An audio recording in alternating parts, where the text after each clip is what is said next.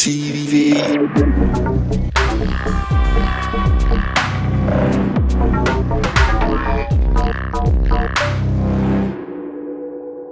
Welcome everybody, we're back at Playgrounds TV with a new episode. My name is Leon Verrooy and for today we have a very special guest. It's Rachelle Joy Slingerland. Welcome Thank you so much for having me. in our studio. No, we're really happy that you find some time to be with us. We have a lot to discuss. Yeah. I received like a huge amount of beautiful work that we're going to discuss and of course we want to hear everything about you.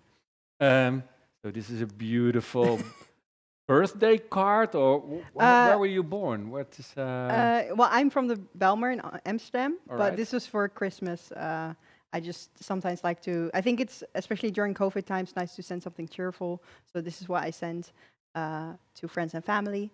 But yeah, I'm from the Bijlmer in Amsterdam, so it was a really nice childhood. And very creative because we weren't allowed to, or we were allowed, but we weren't always able to play outside. So we had a lot of fun with creating things on the inside with my All right, parents. so building your safe, of how do you say, imaginary worlds for Yeah. your sketchbook. Yeah, and also with the toys that we had. So it was very stimulated to read as well. So I grew up with Narnia, all those books. So even though the environment maybe was dangerous, we didn't see it because we had so much imagination. Like if there was a person who was on drugs, we would say, "Oh, it's a pirate." Yeah, for those who are not familiar with the Bijlmer, it was like quite a how do you say, difficult area. Yeah. In Amsterdam, Yeah. it's getting better Yes. every month, but like it's quite known back in those days for like quite a harsh environment to grow up. Yes, but also very versatile, and I like my school. We had 30 different nationalities at our school, and everybody was from different backgrounds. So I'm very happy I grew up there because I think it changes your worldview a lot. Yeah. So Well, I think it's really inspiring to Yeah. have like so many cultures around you. yes, all the time. definitely, yeah. But we always were very much about drawing at home. My dad was a aerodynamics teacher, and he was drawing planes a lot. And my mom always wanted to be an artist, but never could. But she was always professionally, but she was always painting and making things for us. So there was a lot of creativity growing up and drawing, and this is All very right. important. And you create like a lot of sketches. We Yes. have some of those sketches that we got from you from your sketchbook.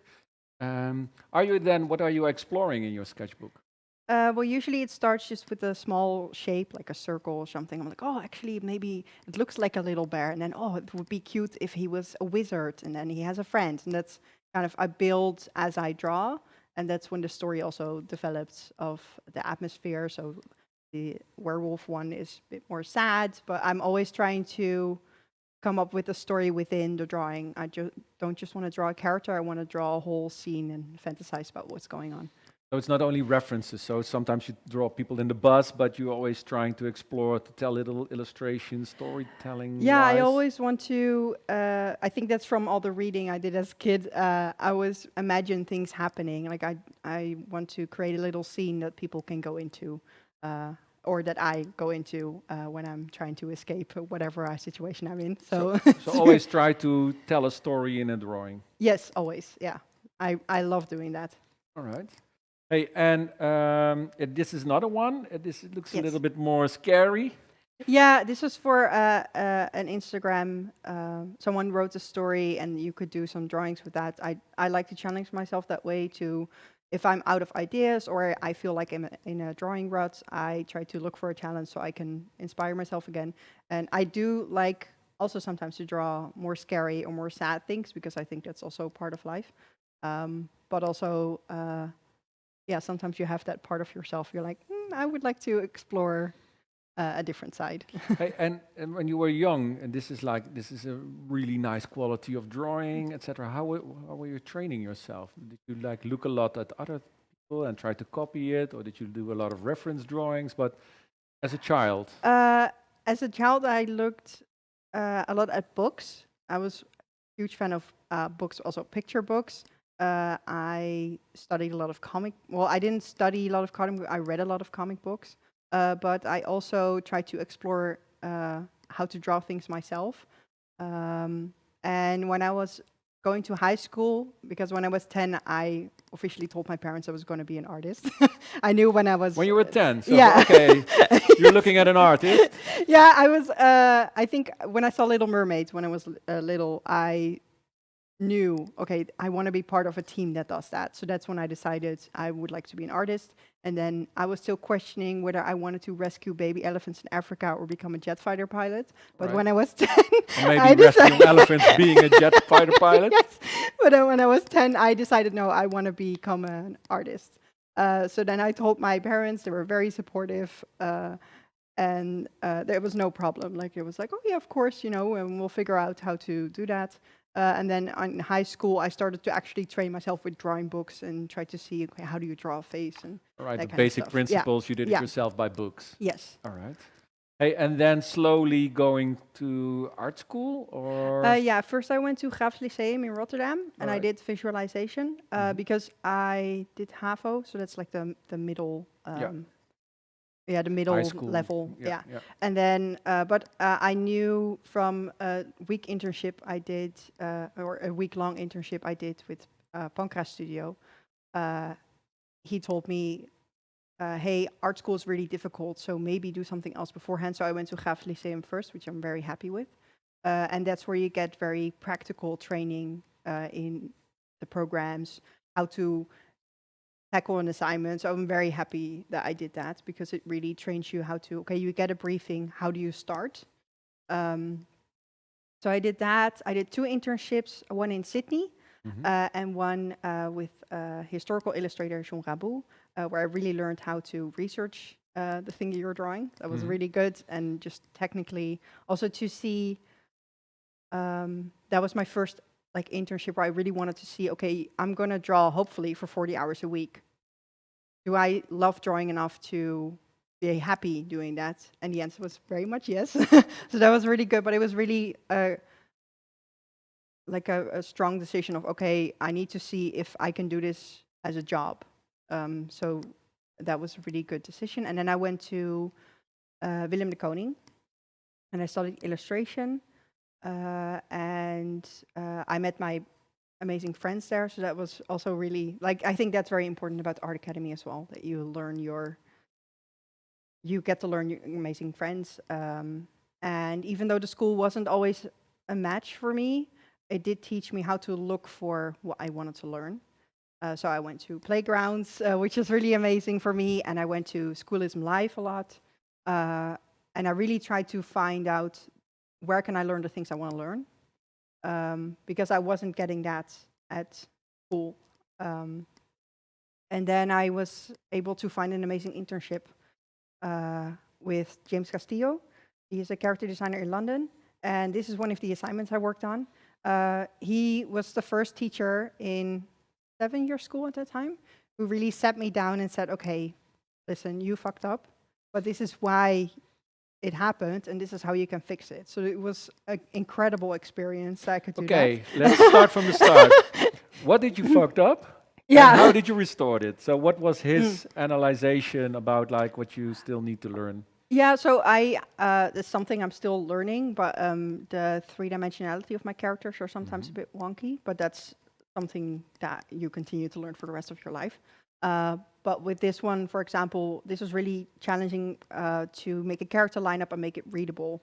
So we would really analyze and nitpick every little detail in the lineup and make it presentable for a fake pitch, basically. Yeah. For example, for those who are like we all want to learn, Yeah. in this case, like what do you think is readability? What did improved by if you're looking at this Yeah. one and you said, okay, that was I ignoring first, and you can clearly see that in this drawing. Well, with this one specifically, I really had to learn it to look at silhouette and to see what posture does to a character. So the maid, for example, in the beginning, I didn't draw her as sassy, so she looked a bit weird.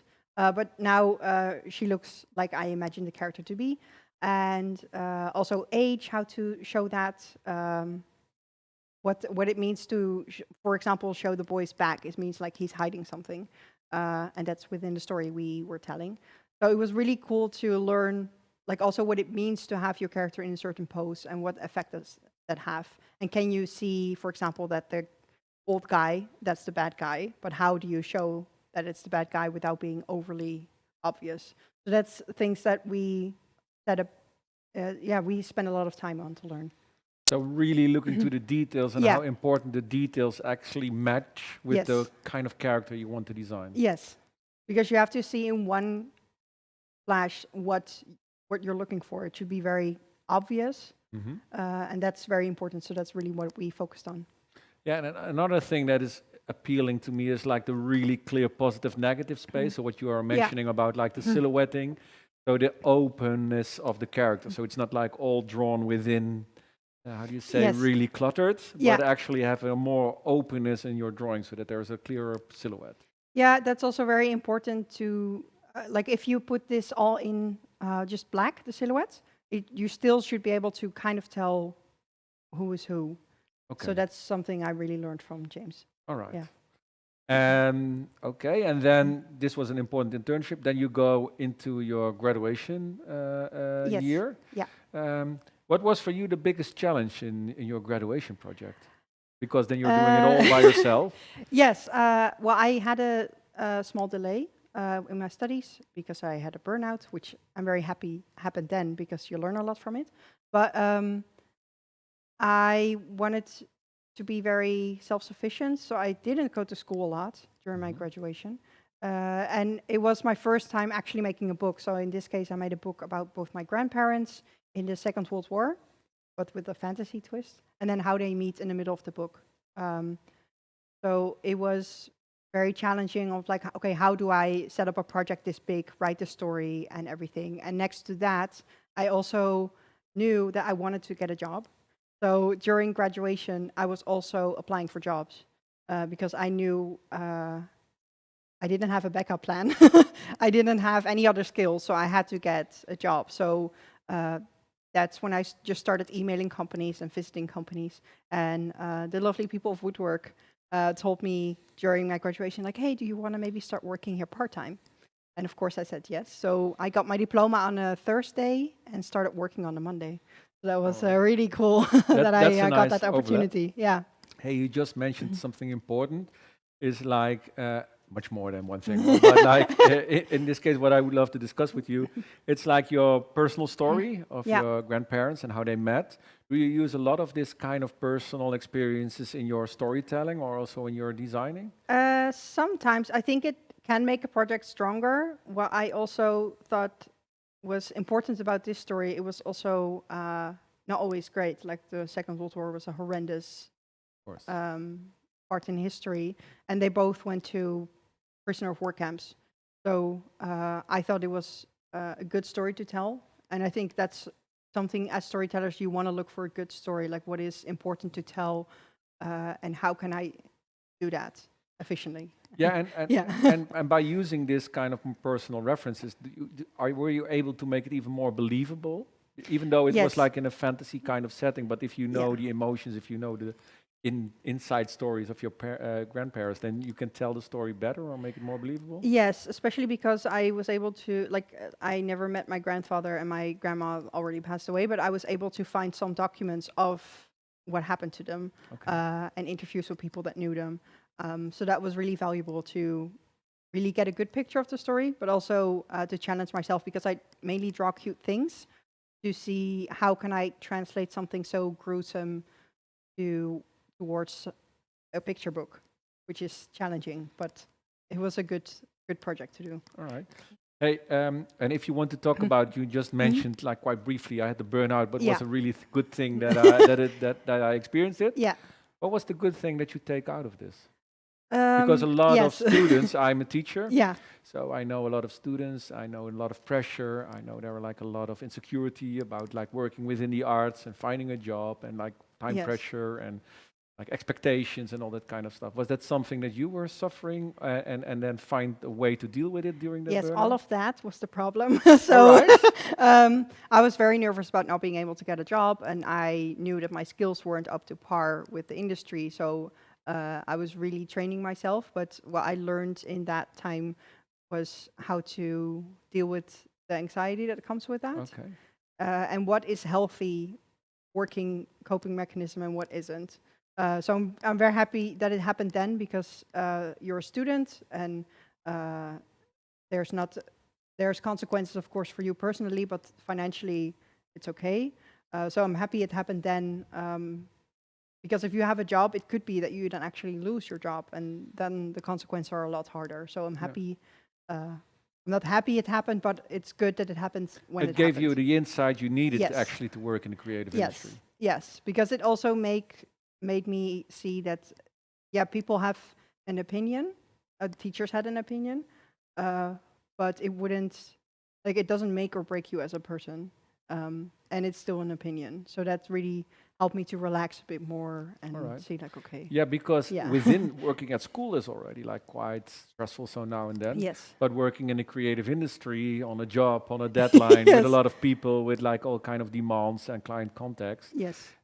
But that insight that you got from that period, like, was that also liberating that you actually could elevate it a little bit better? Yes, yourself? that's exactly what I need to do, is to be like, okay, it's if for especially now working, if they pay, apparently it's good enough, so I shouldn't push myself down. I think Yeah. that's something that is good to learn as a student. Like, yeah, it is important, but it's not that important.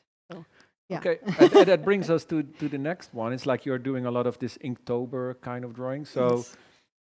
sometimes people think you're not good enough, but you are always never finished by learning, right? So Yes, you always exactly. try to challenge yourself and Yeah. to get better at a certain level, or more having a little more easier to draw character designs. Yes. You're doing Inktober. Yes. These are like some examples.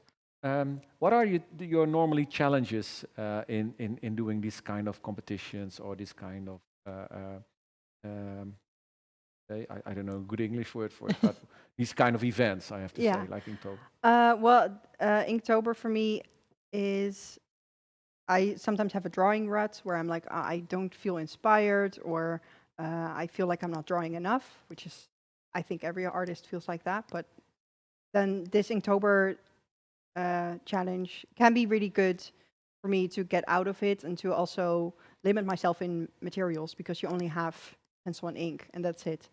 So it was really good to learn, because before Inktober I never drew with ink, so it was just a good way to learn a new technique, but also to explore, like, hey, what kind of stories can I tell with this material and this medium?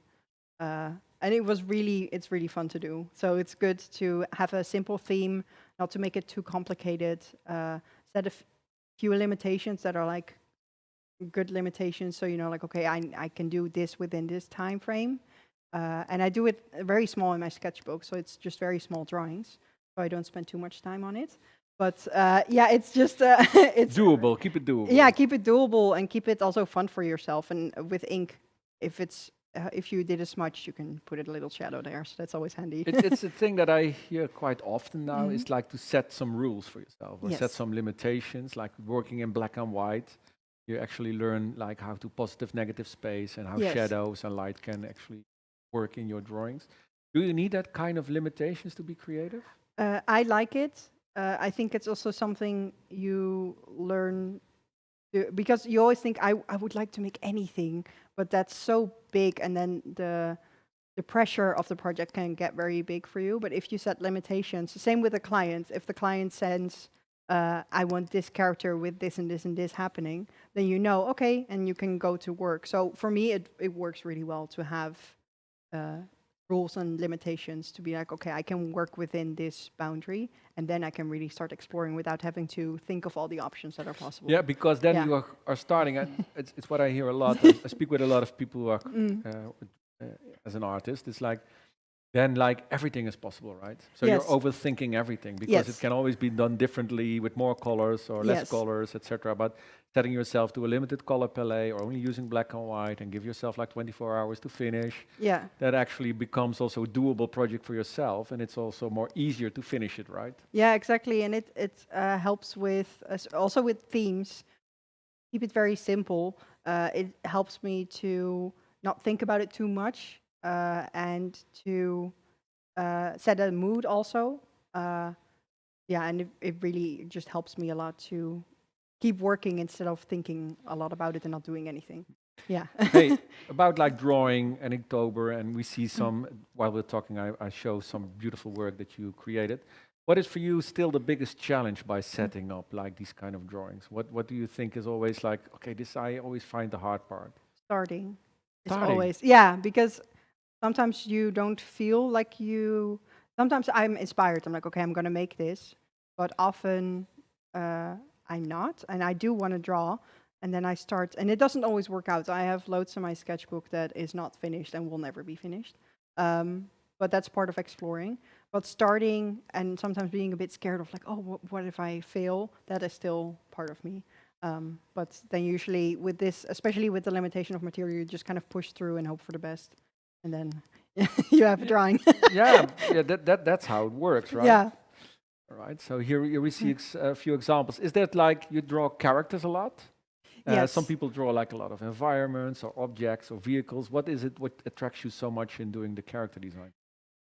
It's the emotion, I think. I love,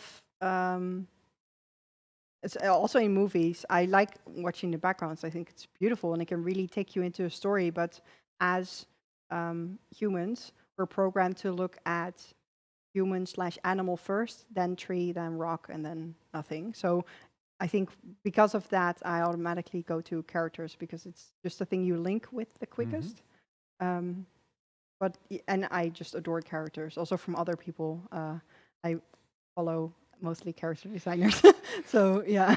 Hey, and regarding to character design of a character design, like what do you always try to put into that character? Because you can have like quite boring characters. Yeah, I'm Yeah. sorry to say, but it's Yeah, quite yeah, yeah. difficult to make like really, how do you say, storytelling kind Yes. of characters. So Yeah. there's more than just a flat character. Yeah. What is like a criteria that's important?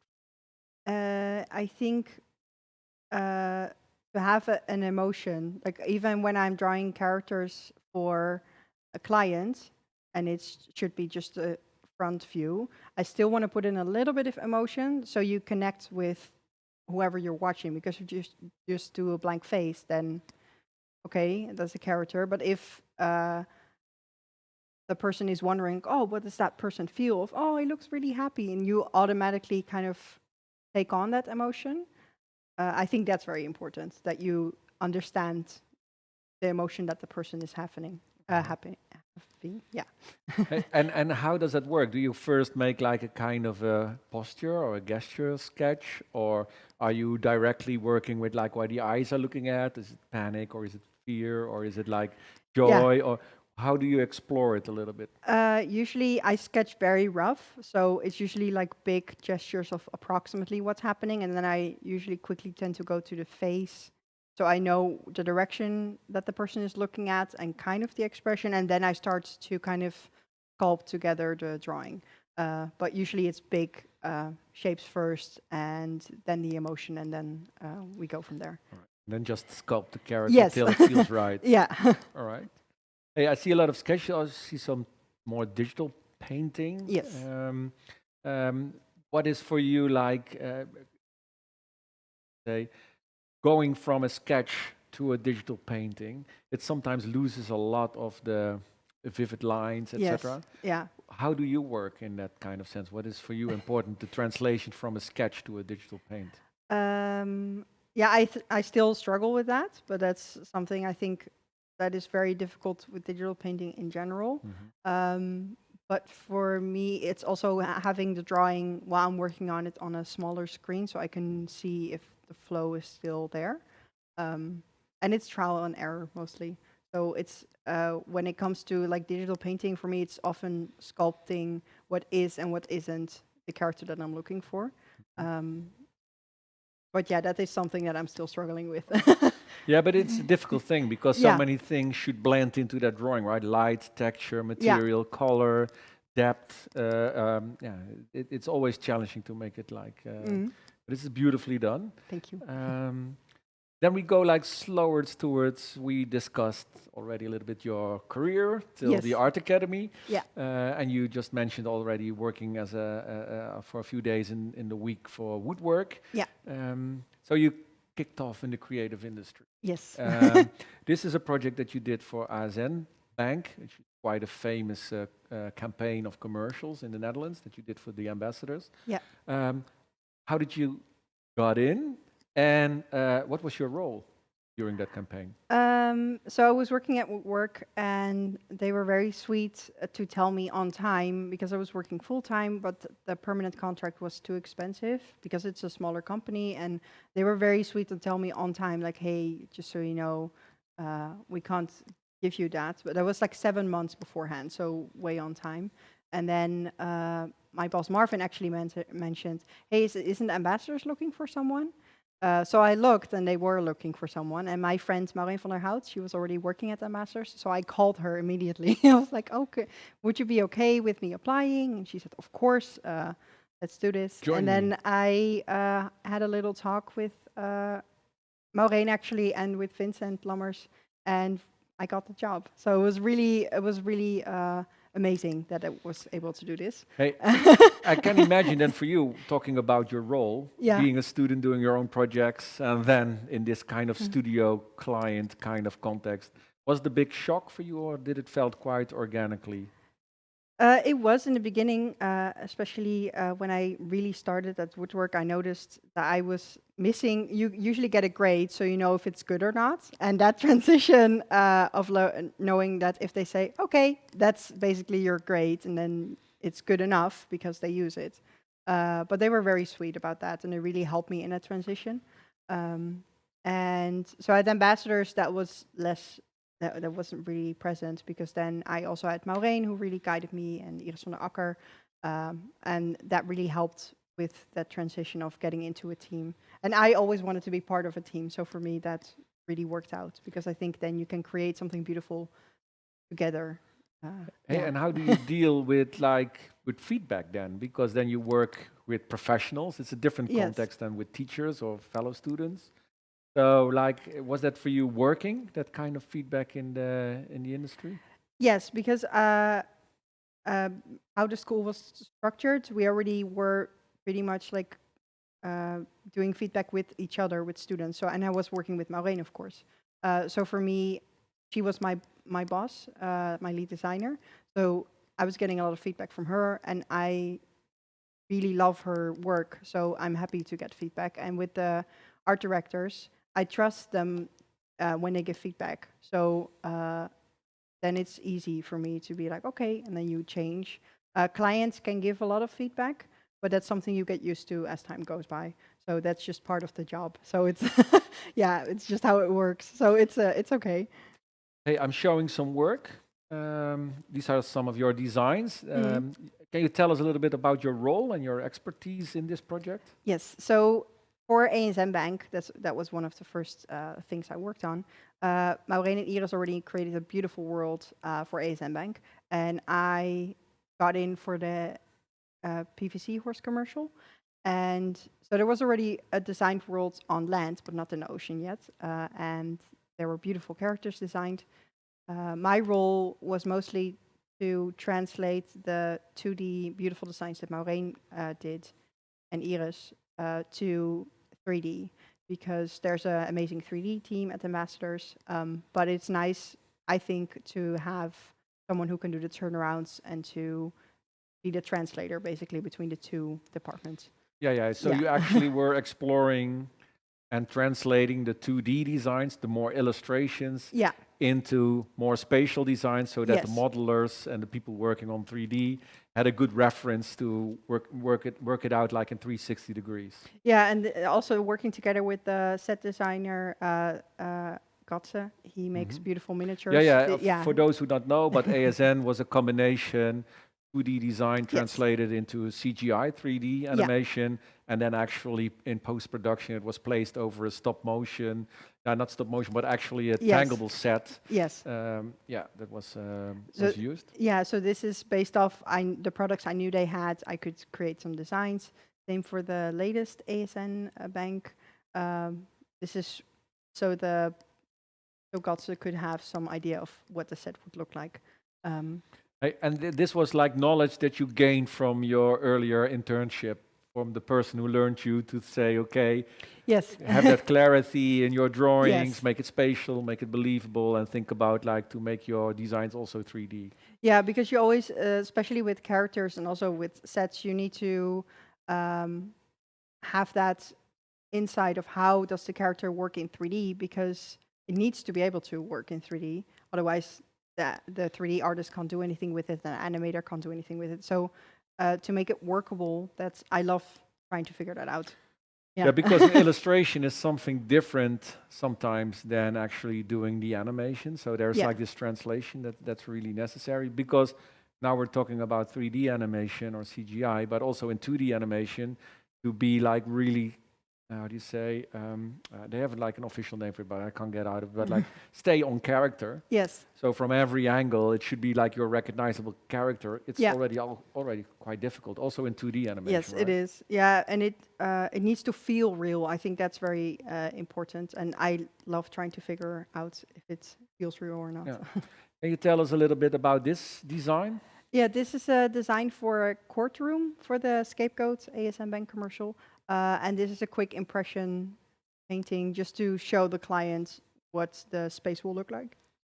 And this is, so as illustrators, we're also time savers, basically. To have a whole design in Sculpt already is way too much time. So as designers, we also save time by doing paintings like this in order to see if the client likes it or not, and see if they agree, if they have any feedback. This is just a quicker way of doing it. So that's also part of our job.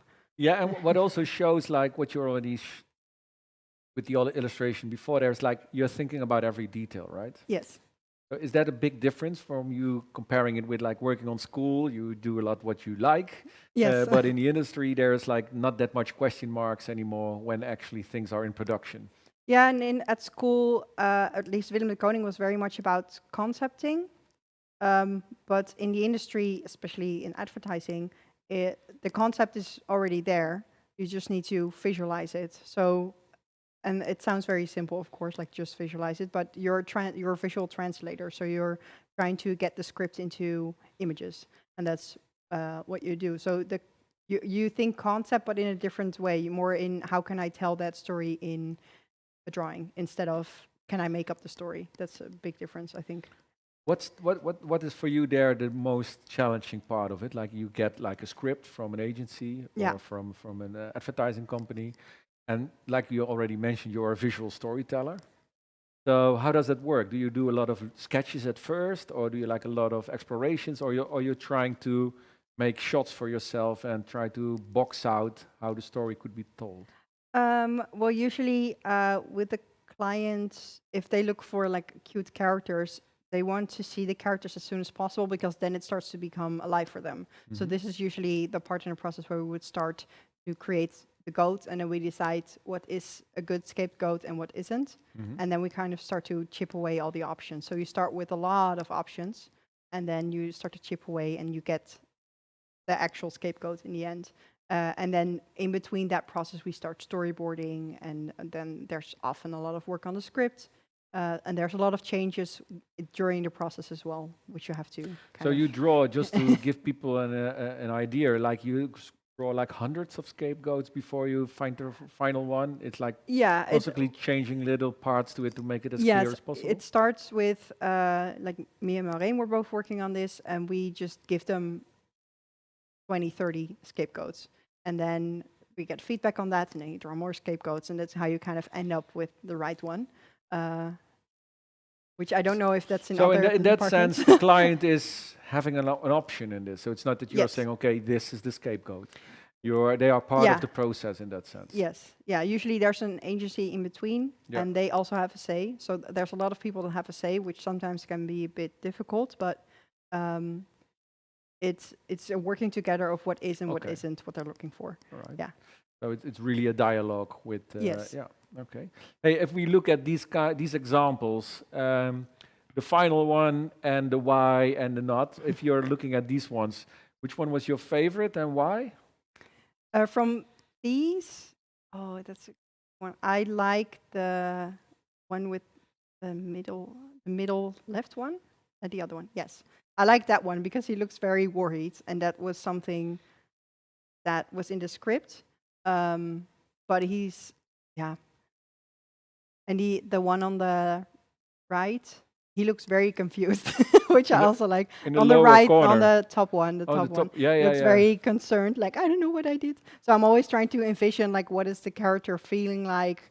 Uh, is he more sad or more just concerned? Is he scared? So that's what I'm trying to explore here, because also that's something that when it's just in the script, it's not super clear yet. So they want to see like how concerned do we want the goat to be. That's kind of how you tackle this project, this Yeah, problem. what I also see is like, and that's why I like discussing character design always, is like the design choices and to make it like simple, it looks simple, Yeah. but it looks so appealing.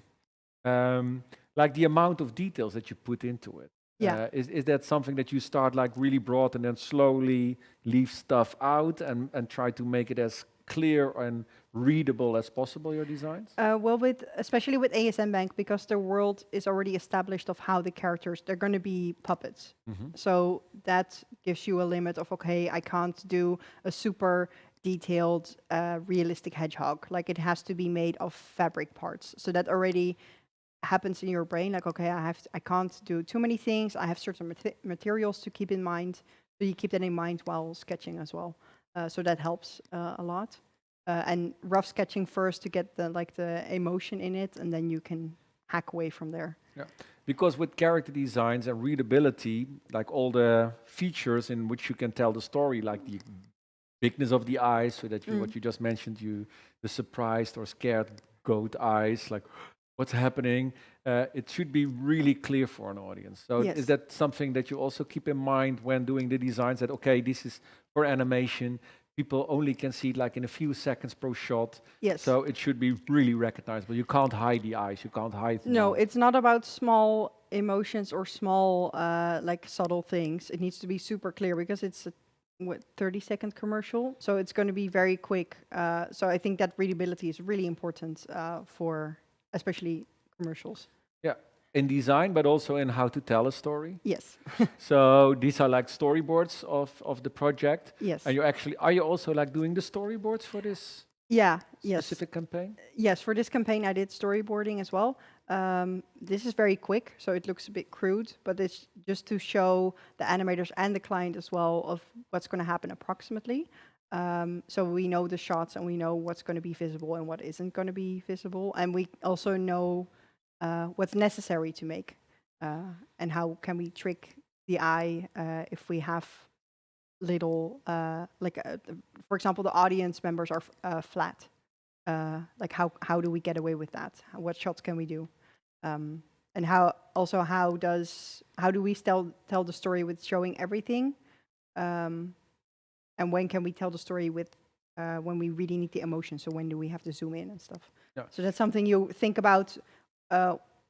Usually with the art director, you sit down and you discuss the shots first with the script, and then you start drawing everything and check back and forth if it's what they're looking for. Yeah, because it also helps you when time is there. We Yes. already discussed limitations and Yes. budget and all that kind of stuff that limits your options. Yeah. So it's in one hand, it's like the translation from a script into a visual story and to Yes. design the story that should be Yeah. doable.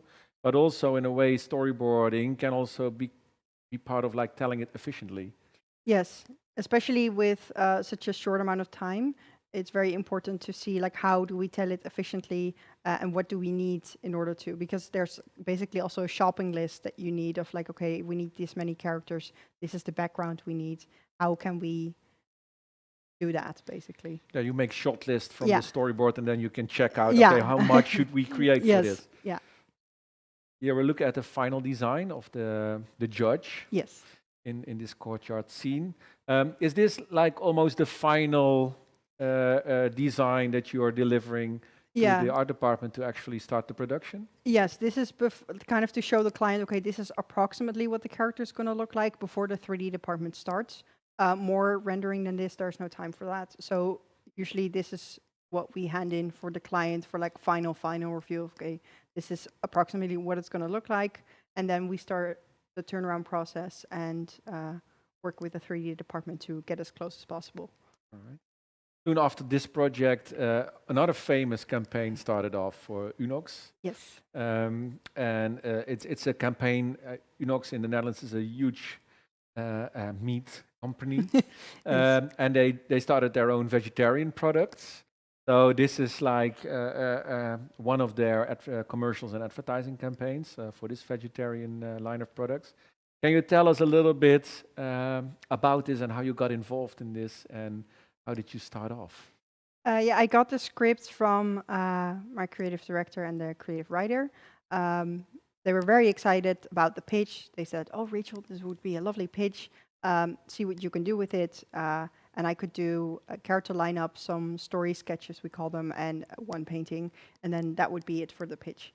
So I started reading the script, and it was about a girl who is a huge friend of animals, but her family are all butchers. They've been for generations. So one day she sneaks in and exchanges the sausage for a vegetarian sausage, and the family approves. They're happy with it. And while reading the script, I was thinking, okay, she is this plays out in a Dutch like countryside, Yeah, Dutch setting. Dutch Yeah. setting. And she's an animal friend, so what better dog to have than a farm dog, which happened to be my old dog. And they said yes to the dog, which I was very happy with because it's nice sometimes to put something personal in. Yeah. But that's also what I took my inspiration from when creating this character. Is you have a sweet girl who's always outside, which is really something you have to take into account in the design of the character. But she's also like she loves just being outdoors with her dog and is an animal friend. So that was something that really was happening, is going on in my brain while I'm designing the character. And then for a project we'll talk about in a bit, I also I love sketching out scenes where there's always something happening, and it tells also a lot about the character. That we would bring a chicken to school photo, For the school photo day. Yeah. Who doesn't? All right, and these are like your designs with your own dog as a reference. Yes. And these are like the final pitch document. Yeah, so this was for the pitch to show to the director of Unilever. So that was really special also to know. But to show a little bit of a taste of this is what it could look like for the commercial. Because sometimes clients, they don't always have the creative vision. So then it's good to have a little painting or something So to show actually them. explaining the mood you were looking Yes. for, like the whole vibe behind Yes. the commercial. Yes. And then this is a pitch document, and then you end up actually setting up all the characters in this so-called character lineup. Yeah, this was also for the pitch. So this was the first ideas I had for the characters. So I'm thinking about how to connect dad and daughter with the same hair, but also set her apart from her family. So this is really what I'm thinking about while designing the characters. So yeah, this was the first impression that they got. So this is also to get the clients On board. on board and Yeah. to give them the confidence this is going to work. This will work because out for sure. for them it was very not nerve-wracking, but it was a bit scary because in the UK, for example, it's a lot more common to have animation in commercials, but that isn't happening here. Wasn't happening here yet. More It's and more more. and more. But for them, it was the first time. But yeah, I'm very happy that they took the plunge. And it was really successful. Yes. So it was like really like also, how do you say, connecting to children and parents. They were discussing it. So this is the first design. Yeah. This is like the final designs. Yes. Something's changed, like Yes. from having a huge beard of the father as a butcher, and also the main protagonist or the character, and some color changed. What are the decisions? Is it like bringing them more together, or can you tell us a little bit from this to this? Well, sometimes when you draw a character also in different poses, which is what happened with the girl, it didn't really match up with the character that we were looking for. and the client also has feedback, of course, and then or sometimes we see things ourselves where we're like, oh, it's actually not exactly what the type of girl we're looking for, or and also with the characters we could exaggerate more. It was a little bit less realistic, more animation style basically. So it slowly develops into a different look basically. Yeah, you see it a lot also in art books, right? So Yes. first you explore the opportunities of possibilities in the character design, Yes. and then slowly you're trying to find. Sorry, you're finding this one.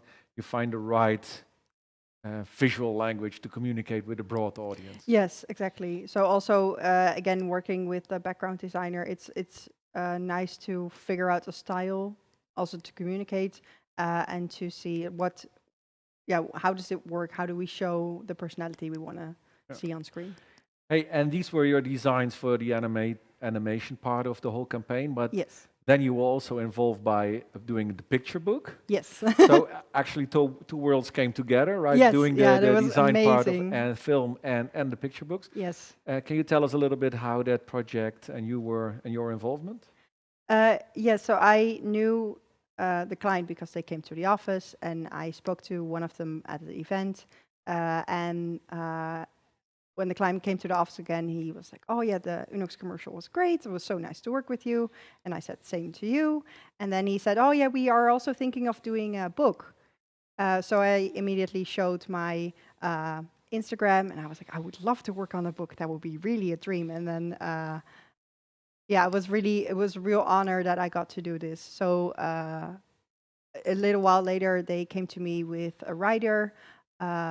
Like at Ambassadors, we worked on the book, and yeah, I got to because it was also during COVID. So COVID started, and I had a few days. So this was actually a test illustration to figure out the style and how to make it doable, because it's quite a lot of illustrations, and I've never done this before. So it was really interesting to kind of study the style and see how can we tell the story that is being written. Hey, Yeah. and for you, this is total different way of working. Like Yes. you didn't have to, in the back of your mind, there was no team that actually should animate it or make it. No, So this you is the could, final product. Yeah. yeah, you could open up the world. Was that Yes. like also a little bit liberating for you? You saw even more possibilities for telling this story. Yes, because often for production there's limited time, but this time this was the end product, so it needs to be correct, right? It needs to be the finished, polished product. So that was really interesting to work with, and also a huge honor to have my work in a book printed. That was a dream come true. So Who doesn't want to have an ESBN number nowadays? yeah, so right? it was really, really cool. This is also a test illustration, the previous one, that just to kind of explore the character more, and it didn't end up in a book, but still, it was really fun to try out the style and tell, yeah, again, to tell a story. Yeah, what for you, and that's a question I got often, quite often, is like the difference between illustration and doing animation production, so illustration for animation production. Yes. What for you is like, how would you mention the biggest difference for you? Time, I think. Right. You with illustration like this is a long project, so then it just takes longer. Also with animation, it's shorter amount of times, but it's also usually shorter amount of illustrations. So this was 20 illustrations that all needed to be in the same style. I've never done that before, because with animation it's so quick, the turnarounds. You have to create a character, work on the backgrounds a little bit, next project, and that's There's a really fast pace. yes. Mhm. And with this project, it all had to be consistent. Everything has to match up. That's something I hadn't done before in this capacity. So that was a really interesting learning curve, but really fun. I'm very happy I got to do this. You like both, and you don't have to Yeah, say I it, but like you like both. both, or do you Yes. say, okay, if I could do picture books all the time, that would be excellent? Is it like having that amount of time, or do you also like the fast pace of the animation production now and then? I like both, also because I think that's why I wanted to do this. When I saw Little Mermaid, I was very aware of it, that it's a whole team creating it together. Same with Unox. It was such a with the commercial, it was such a magical moment when I saw the character in 3D and animated, and I think there are so many amazing people who can do beautiful things, and to do something together, I think is really great. Having said that, doing a picture book was really, really awesome. So I like both. I think I don't have, when it comes to that, I don't have a specific thing. Like a dream, of course, would to be to work on a movie. That I think, Feature-length movies yes, or series. that's. I mean, it's probably just a dream, but I think that's important to have as well. But it's the drawing part that I like, so it's not necessarily. And when you are dependent on mentioning that. like doing that feature film, is that also because you would love to have all the time in the world, or to even more detail do the world building? So actually building that world in which you can tell a feature film or a series in, It's or Yes, but it's also the people that are in the industry that you can learn from, because I think learning for me is one of the most important things, and I think that is really beautiful that you can learn from people who can do incredible things and be part of that. Yeah. Hey, that's an interesting one because recently you start freelancing. Yes. It means that you have your own studio environment Yes. and you have your own projects and all the stuff that comes with it. But was that a big step for you, going from a studio which you just explained, working with all those talented people, and then find your own pathway and working more alone, or like more in a different context? Yeah. Well, it's more the financial part that's scary. That was really a terrifying step to do. But studio-wise, nothing really changed, because during COVID, I moved to Rotterdam again, and I have a studio with two friends now, with Maureen and with another friend. So the setting is the same. I just don't have the same employer, basically. So in terms of that, it didn't change a lot. It is just money is a different Yeah, thing now. you have to do it all by yourself, right? Yes, There's yeah. nobody who's paying the check every No, month, so you have to earn it. that's Yeah. the scary part, and it's still going very up and down. But it is nice that you can pick certain assignments. But it's Yes. important, I think, and I hear it a lot, that you're not like just isolated only by yourself in your No. little studio in your No. own house, but sharing a studio space with other people so you can share Yes. ideas or check ideas, etc. Yes. That was an important reason for you, because otherwise it would be more difficult. Yes, and we also, like during COVID, this already was a thing that we had the studio together, so we wouldn't be alone the whole time. And there's also other artists in the building, so that was already important. But yeah, I think it's important to learn from each other. So that's also why I have my friends there. Like I can learn from them a lot. They're amazing artists. But the freelance step was also because I felt at the company I wasn't learning enough anymore, and it had to do just with the type of So assignments. where I personal was- growth. Yeah, I was just really different looking. trajectory than. Yes, you- I was. I also I like being in advertising, but I also would like to get in different parts of animation. So was one of the reasons why I was like, okay, I would like to try it. I have a window of opportunity where I can try it in. So let's see if it works, and if it doesn't, then I'll figure something else out. But yeah, that's what I wanted to try at least. Hey, a lot of people starting as a freelancer, especially after like graduating or like Yes. finding your own path.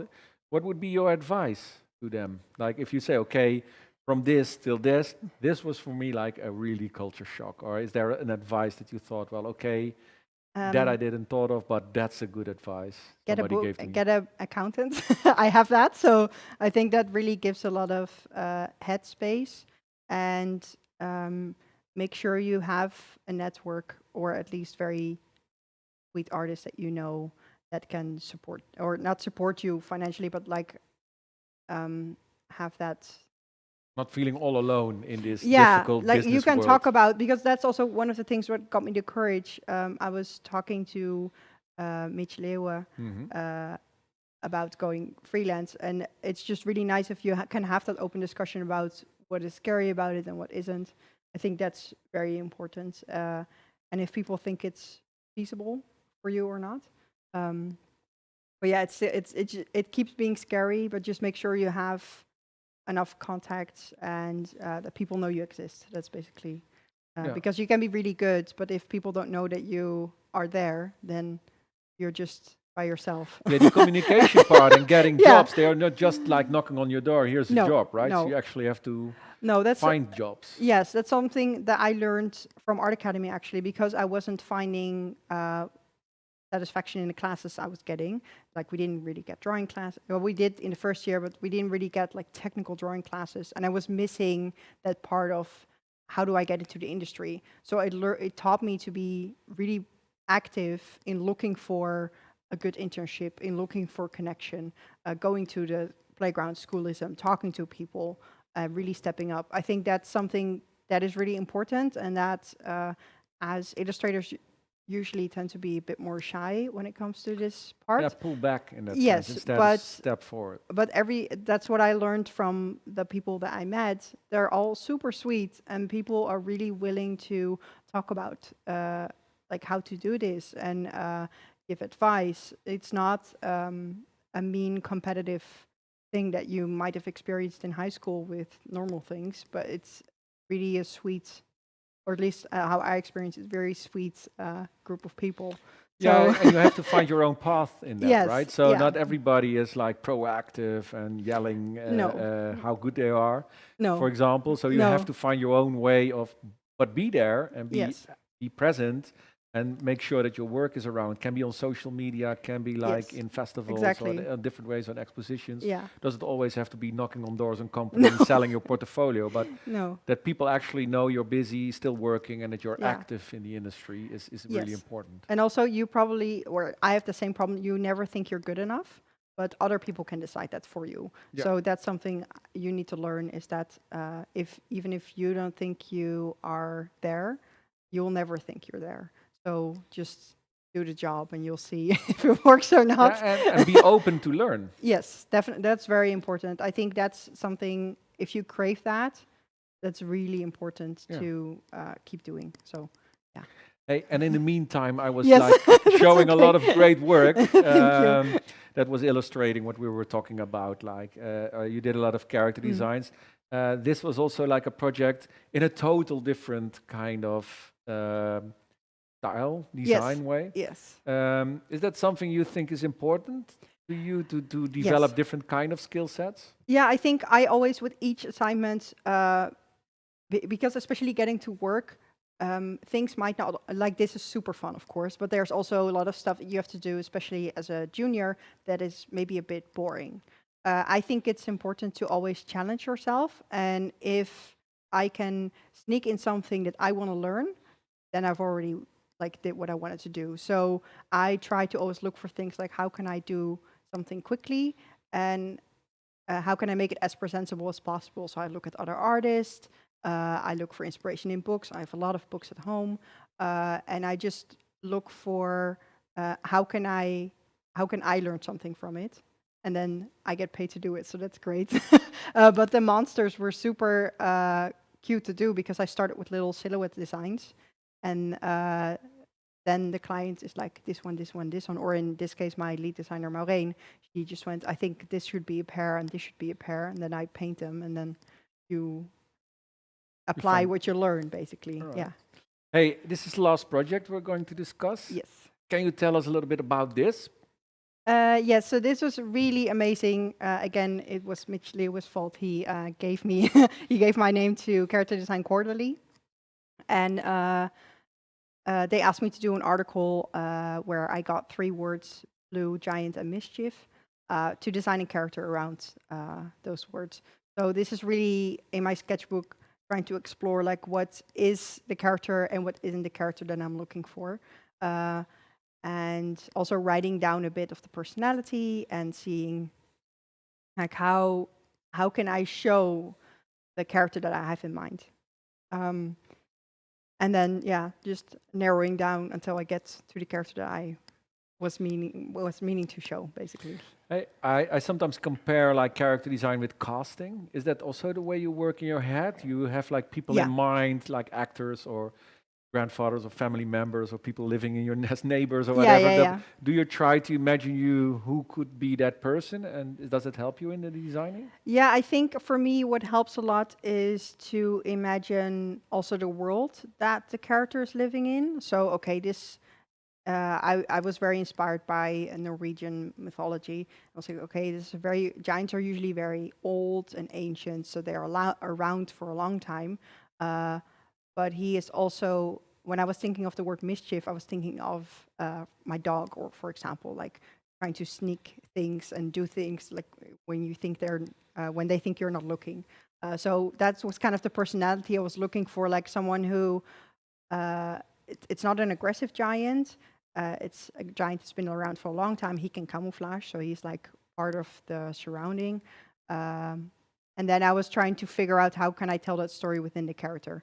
So that's where I basically get up with, like, he has barbed wire around his ankle because he tried to break into a farm, but then he tripped. Or some Vikings chopped some parts in his legs because they're not afraid of giants. So I'm trying to figure out the story. So bringing those of- little story elements already Yes. in the design. Yeah, because I think of the character as a whole. So it's even though it's just one simple drawing, for me they're alive, and I'm thinking of little situations they've been in, or like like for this example, this is a family dynamic, and it's also my dad's bald spot, which I thought was very cute drawing. But it's like an uncle and his nieces and nephews, and they're very surprised that the clothes are in the trees because the giant likes to tease humans and give a little magic along.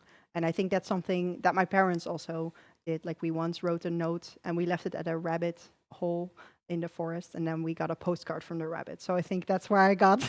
Really? Yeah, my That was set it parents, up of by your course. parents? Yeah, my parents, of course, they wrote a card from the rabbits. But I think that's where I get that So imagine. nice. Yeah, So cute. yeah, that's where I get that imagination from.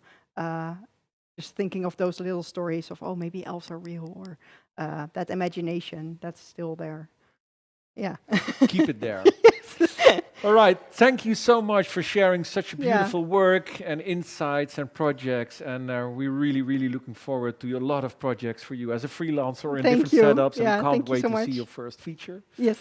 All right. Thank you so much, Thank you so Rachelle. much for having me. I hope you enjoyed this in-depth interview. I hope to see you next time at a new episode of Playgrounds TV. Take care, be safe, and see you next time. Bye-bye.